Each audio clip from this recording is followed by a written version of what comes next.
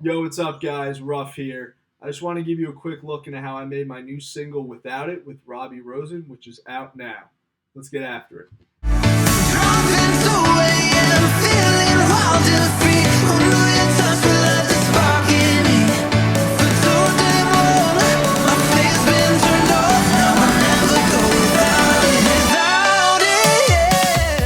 So diving right into it, this is actually the Mixdown project. So everything's been frozen and bounced to audio.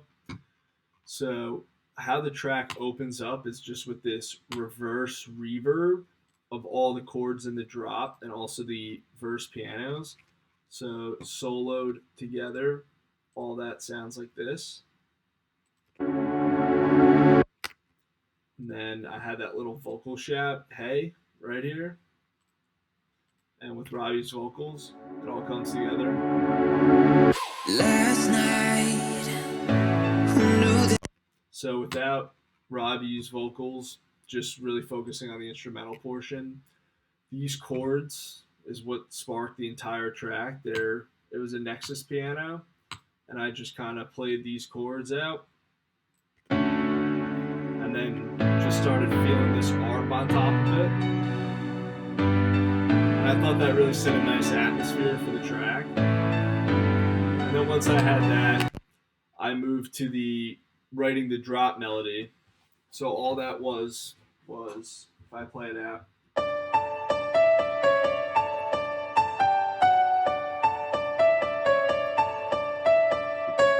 So I just came up with that pretty quickly. So after the drop melody was all played out and I had that in the project and I was feeling good about that, I was ready to start arranging the song into some sections. So after this verse with just the pianos, these drums start to come in. So this kick drum playing a 4 on the floor pattern with these toms. And what's cool about these toms is they're panned one hard left, one hard right. And the tom pan to the right has a bit of reverb on it to kind of widen the sound out, especially when you're listening in headphones. It's really nice. And then these perks also come in, just a little shaker, some effects, and then this part is the pre-chorus. So this is where Robbie just crushed it vocally. So then once this hits right here, and Robbie's the energy starts to build in the track.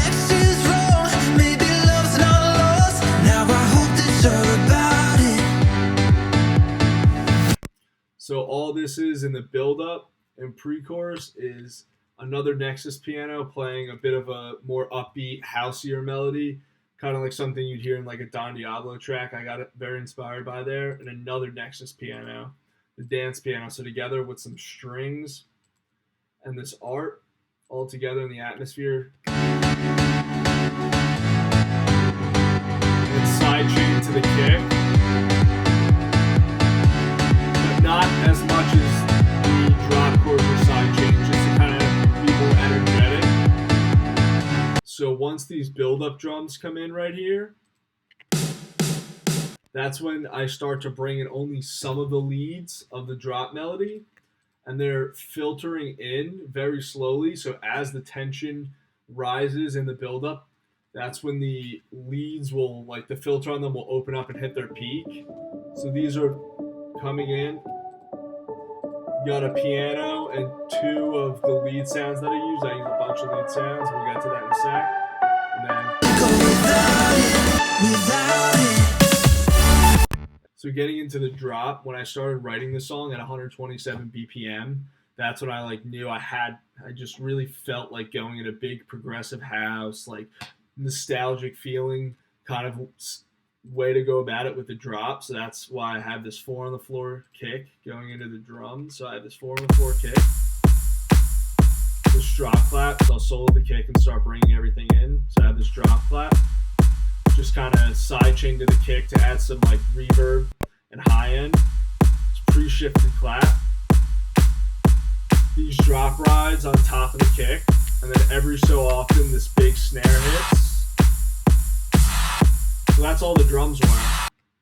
But what really makes the drop kind of decrease that tension from the buildup and really feel big is these effects. So I have a downlifter, crowd noise, a crash, and just a bunch of effects, honestly. And so once that drop hits, they really make it feel big and like you're in a crowd at a festival.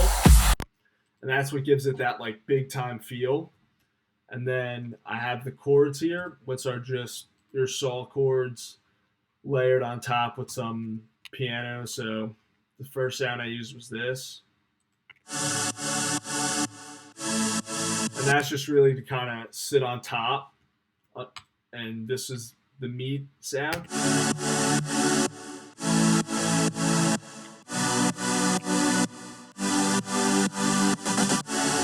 That's all the chords were. They're really just kind of supporting the drop and letting the lead sit on top and the bass really fill out the meat.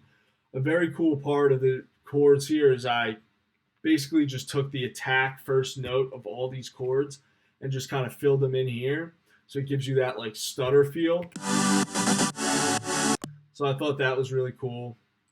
And then the bass is just playing the root note in the same spot as the chords are, just sidechained all the same way. So I have this aggressive bass, this mid bass, and this low, and all together with the chords.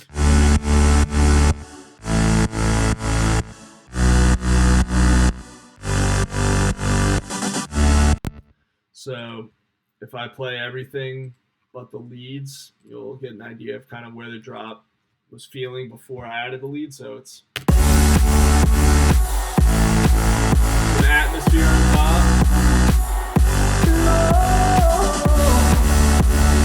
So looking at my lead sounds, I have this piano from Nexus just playing the top of the melody to give the lead some attack. And then some sounds from Silence, Serum, just a bunch all together that I mixed together with some just EQ, just kind of really trying to fit them in and make them feel like one. Because there's just a bunch of different kind of sections and ways to go about layering. So it's really all about just EQing and compressing them and just making them feel like it's one sound. And every sound needs its purpose. So together, they all sound like this. With the chords.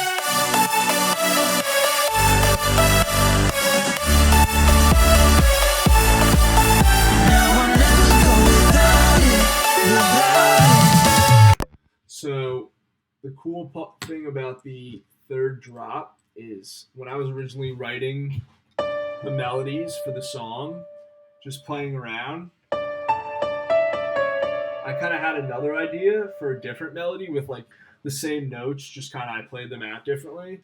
And that melody was this.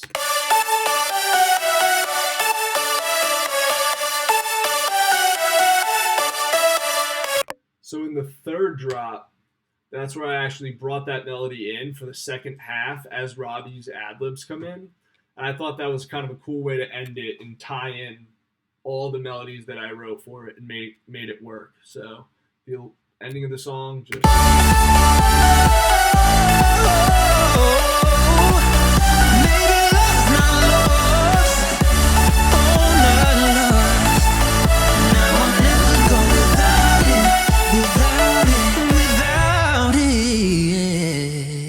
That's the song. So thank you everyone who's been streaming and supporting. Let's keep it going. Thank you.